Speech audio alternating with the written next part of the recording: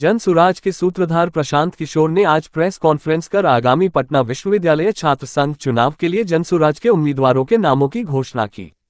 उन्होंने बताया कि जनसुराज की ओर से अध्यक्ष पद के लिए दिवेश दीनू उम्मीदवार होंगे। इसके साथ ही उपाध्यक्ष पद के लिए मोहम्मद दानिश वसीम उर्फ रूहान, संयुक्त सचिव पद के लिए अनु कुमारी, जनरल सेक्रेटरी पद के लिए रितंभना रॉय और कोषाध्यक्ष पद के लिए ब्रिजेश कुमार उम्मीदवार होंगे।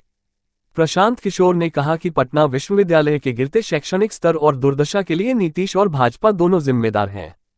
उन्होंने कहा कि 15 से 20 साल पहले पटना विश्वविद्यालय से छात्र सीधे आईएएस आईपीएस के लिए चयनित होते थे, लेकिन आज पटना विश्वविद्यालय का शैक्षणिक स्तर पूरी तरह चरमरा गया है। इसके साथ ही प्रधानमंत्री मोदी ने पटना विश्वविद्यालय को केंद्रीय विश्वविद्यालय नहीं बनाया और नीतीश कुमार भी हमेशा भाजपा से मंत्री पद और अपनी पार्टी के लिए सीटों के लिए मोलभाव करते रहे। उन्होंने गठबंधन के लिए कभी भी पटना विश्वविद्यालय को केंद्रीय विश्वविद्यालय बनाने की शर्त नहीं रखी और न ही राज्य सरकार ने पटना विश्वविद्यालय की शैक्षणिक गुणवत्ता में सुधार के लिए कोई ठोस कदम उठाया। इसका परिणाम है कि इस बार जदयू को छात्र संघ चुनाव में कोई उम्मीदवार तक नहीं मिले। इसलिए पटना विश्वविद्यालय की दुर्दशा के लिए नीतीश कुमार और भाजपा दोनों ही जिम्मेदार हैं।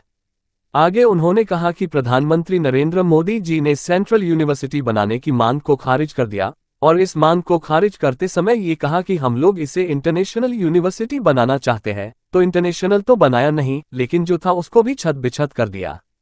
इंफ्रास्ट्रक्चर, मेट्रो, डबल डेकर के नाम पर जो एक पटना विश्वविद्यालय की गरिमा थी, उसको भी बर्बाद कर दिया।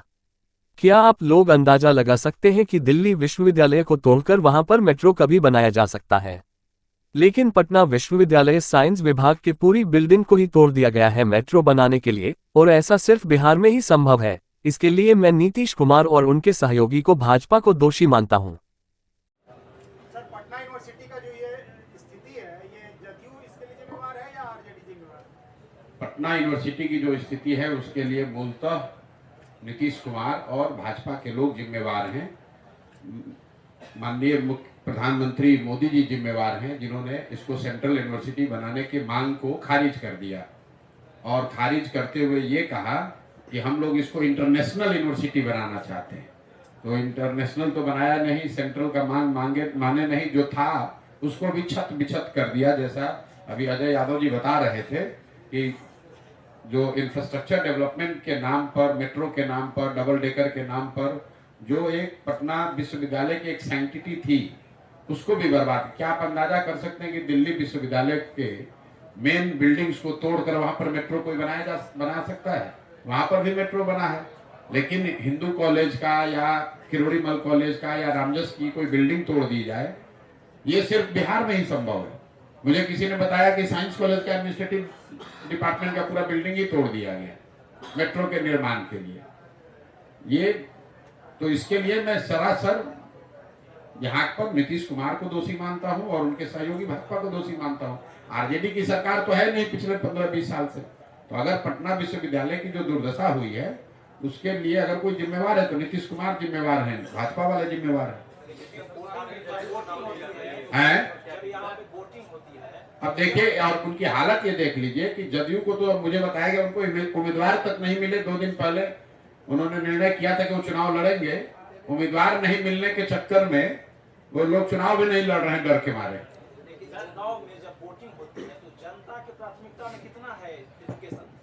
देखिए, जनता की प्राथमिकता में सीधे तौर पर पटना यूनिवर्सिटी का बिल्डिंग, वहां के कर्मचारियों का मामला, पढ़ाई का मामला हो या ना हो, जनता की प्राथमिकता में बिहार की ध्वस्त शिक्षा व्यवस्था तो है ही।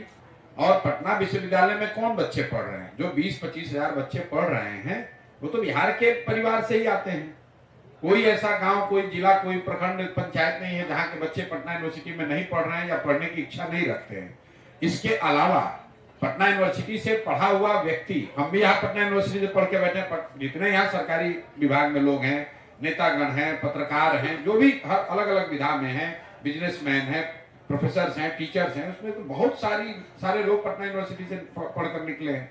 और जब वो लोग पटना यूनिवर्सिटी की आज दुर्दशा को देख रहे हैं, जब वो Cavendish, Faraday, Jackson, Minto hostel के हालात को देख रहे हैं या उसके बारे में हम लोग सुनते हैं, तो दुख होता है कि ये इतना बढ़िया यूनिवर्सिटी था, उसकी ये हालत हो गई है।